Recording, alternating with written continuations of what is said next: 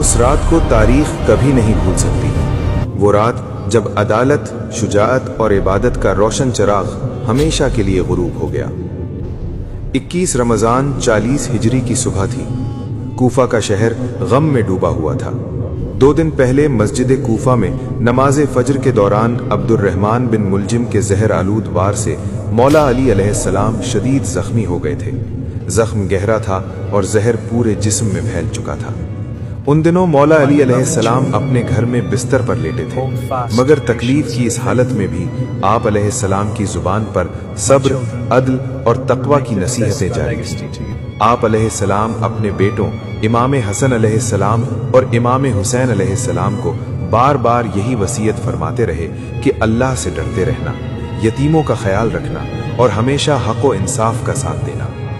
روایت ہے کہ آپ علیہ السلام نے فرمایا، دیکھو نماز کو ہرگز ترک نہ کرنا، کیونکہ نماز دین کا ستون ہے۔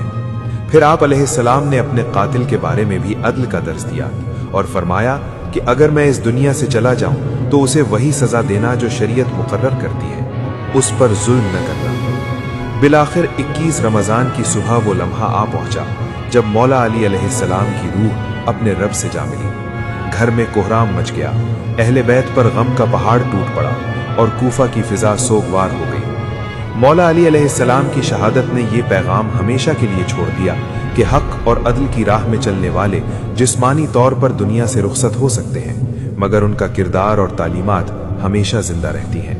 اسی لیے آج بھی دنیا مولا علی علیہ السلام کو عدل، شجاعت اور حکمت کا روشن منار مانتی ہے۔